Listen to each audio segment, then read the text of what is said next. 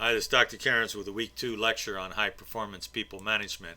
First of all, let's review our roadmap, where we're going, how we're going to get there to achieve our objectives in our understanding of people management. We're looking at three things: critical thinking, observing behavior, and applying the things that we learn. And we're doing so with the foundation of our readings in our text, our classic theory paper that you'll be writing, our observing behavior and our interaction and applying what we're learning in our analysis to improve our problem solving, decision making, and our forum discussions, as well as the practical project and organization diagnosis, as well as applying our faith understanding in the workplace through our faith integration reading.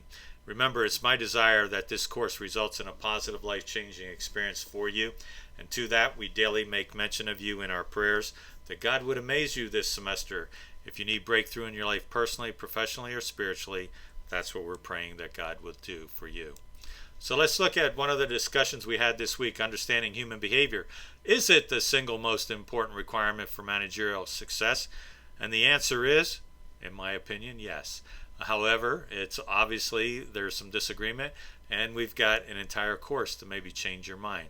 Let's think about the complexities of the human brain and how we process the things that we see, hear, feel, and touch. Our frontal lobe is the area where that it regulates our decision making.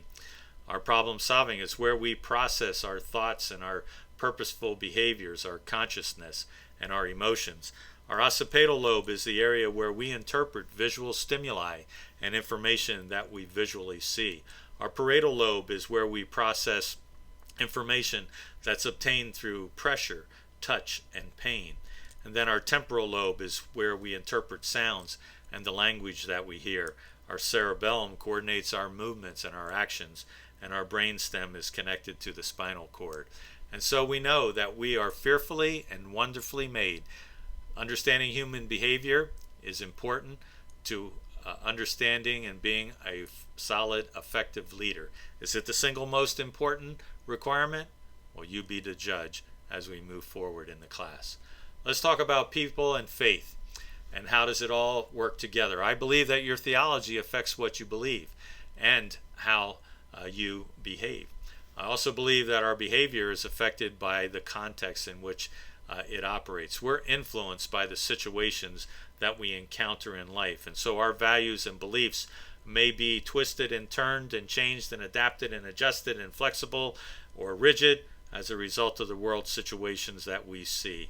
So it's important for us to know that as we're tested, that's when we find out what we truly believe. And so for us, to help us in our understanding of business issues from a Christian worldview, that's why I like to engage in a faith integration understanding and reading and application as it applies to high performance people management in the reading of the Christian Atheist. How do all these pieces of the puzzle fit together? And it's important because the religious landscape is changing. Christians are in decline. Maybe that's no big deal. However, Americans with no religious affiliation is on the rise. And why is that significant? Well, one of the things is that I believe we get our values and beliefs from our faith traditions. And if we don't identify with a faith tradition, then what is it? Is our foundation for our values and our beliefs. And it's important to have a foundation because without that, that's when, as we're tested, we're subject to change. And it's important because it affects the workplace in one very big way, and that is, don't force your views on me. We're exposed today to a lot of different thinking. And so from a Christian worldview, what makes us different? Well, I don't want your views forced on me any more than you want my views forced on you. So the response really is, well, why not? So I need to really understand, and I'm not looking at this to be being troublesome or creating an environment where there's a struggle at work between believers or that religious people are intolerant. What I'm really saying here is that we really need to have a solid understanding of how our faith needs to be interacted in the workplace. And so I've asked you to complete a poll that came from a work of Timothy Keller and the best way to serve God at work. And these are based on various faith traditions. And I like what Keller has done here because he hasn't identified what the faith tradition is. And so that really says to me, well, there's not really one faith tradition that has has the edge. What's most important is that I realize that my faith does go to work with me, and that I need to be able to find a method and a way to serve God at work. And some of the preconceived conceptions that people have about what Christianity is in the workplace is beyond and broader than what a lot of people feel. So I've asked you to complete a survey, and this is a result of, I've been doing this survey for the past several years in my classes, and these are the results so far. And also it's important to know there's not any one right way, but it does, in one aspect, I look at it from the standpoint of being able to influence culture. And if anything is necessary and needed, is for a faith-based believers to be able to help influence culture rather than have culture influence Christianity. And that's really probably more so what we see. So again, it's important to have a foundation of what we believe, and what is that foundation based on. So please take the poll if you haven't, so I can add you to these survey results. And later on, and actually continuous through this, I'm going to give you some examples, but at the end of the course, I'm going to give you one opportunity also to pick a particular understanding or practice of organization behavior that you want to put into use and apply your understanding of how it interacts with your faith. And this is influenced by the work of Dr. Clayton Christensen, a book that he's written, and an article called How Will You Measure Your Life? He's an economics professor at the Harvard Business School. And the late Dr. Richard Tuning, who's written extensively on biblical integration in business. And this is really a practical understanding of how does Scripture relate to the principles, theories, and practices and things that we read and understand in business. And then I use Keller's way of the various faith traditions and how that interacts again in the workplace. So I use that to address three areas in our life. How can we use these theories and tools to make sure we have strong, sustainable relationships? How can we use them to make sure that we actually have a career we're passionate about and fulfills a higher sense of purpose? And then be sure that we live a life of integrity. And I don't want to jump away from that one too soon. Christensen actually asked his economics students, how could you use economic theory to help you stay out of jail? Which sounds maybe a little harsh or maybe a little comical. However, one of his colleagues when he was in school and college became the CEO of Enron, and we know how that turned out. So I'm looking at that through the filter, these three areas, through the filter of how does my faith help me be more effective in my work, in my discipline, how I actually go about influencing the actions of others. And then how can these theories, though, help me in following Christ and be more effective in my understanding of Christ in my life and my own understanding of my faith. So I'm looking at this, and I'll just give you an example then of sustainable relationships, looking at the Big Five personality framework. And I like this because I've used the scripture already and mentioned it, that we're fearfully and wonderfully made. Our personalities are who we are. And, there can be some things, I really like all the flavors of life. I've got a crotchety uncle. I've got who may not be as agreeable.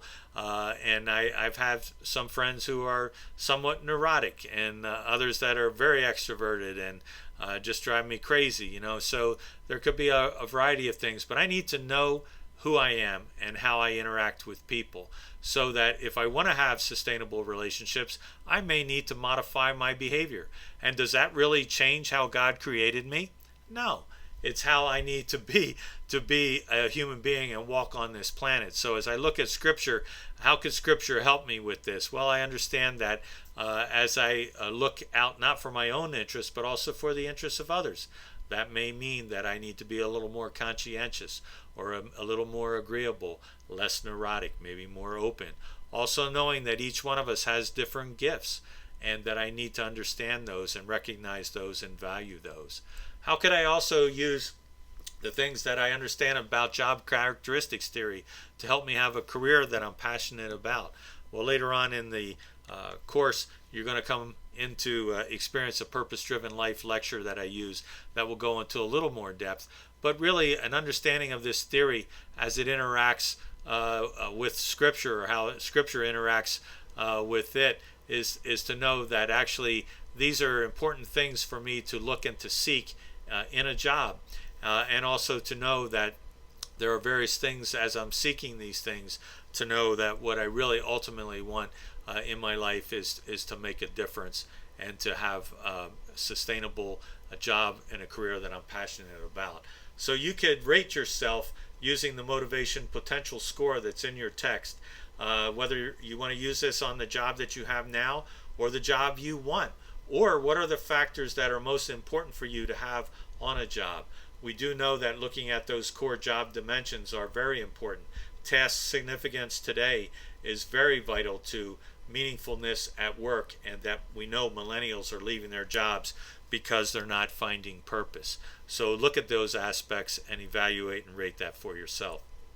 So we had a view of Rango Part 1 this week, and Rango is one of my most favorite films, and I enjoy watching it with you each semester that I use it. And I love the aspect of the things that you reflect on and see, and there are new things that I learn each time, and believe me that no class relates everything equally and the same. You see things a little bit differently, and that's really what makes it fun. And that question, who am I could be anyone, is a very important one to look at. And I have pictured here Mount Rushmore, and with that, Daniel Pink in his book Drive talks about what is your sentence. And I have the link there if you want to go watch it. It's only about 2 minutes long, but essentially he's asking each one of us, what is our sentence in life? And as I look at Mount Rushmore and I see pictured here George Washington, the principal first president of the United States and one of our founding fathers. That's his statement, his sentence in life. And then we have Thomas Jefferson, one of the principal authors of the Declaration of Independence. And then we have also Teddy Roosevelt, who is someone who was responsible for something called the Square Deal, where he wanted domestic policies as such to promise for the average citizen fairness and breaking of trusts that were formed in businesses, and regulation of railroads to make things to be fair, and then also looking at pure food and drugs. So the Square Deal was his sentence, and then we can look at that today and say maybe that's important for us to consider this return to fairness as well. And then we see Abraham Lincoln, who helped preserve the Union by ending slavery and the American Civil War. And then we have pictured there this other guy. How did he get in there? That's me. What's my sentence becoming? And so ultimately each one of us has an opportunity that we may not be carved in stone, but what's our sentence? And that sentence becomes our motivation for life as we move forward. I could be anybody. Lastly, our headlines and highlights for week 2. We continue to make mention of you in our prayers daily, that God would amaze you this semester. Also, Rango Part 2, forum discussion. Make sure you complete the quiz for chapters 1 through 5, read chapters 6 through 11, and please take the poll regarding how best to serve God in the workplace. Plan ahead because you have your classic theory paper due week 3. Also in week 3, you need to identify who's going to be in your group for your project on an organization diagnosis of an organization of your choosing. And then looking ahead to week 7, we have our Strength Finders assessment, and the organization diagnosis paper is due. So remember, I have virtual office hours every Tuesday from noon to 1. No appointment necessary, just log in to Google Hangout, and I look forward to seeing you there. If you need me any other time, please text me, email me. However, I will reach out to you at a time convenient for you. The virtual classroom never sleeps, although I do occasionally take a nap. Thank you and have a blessed week.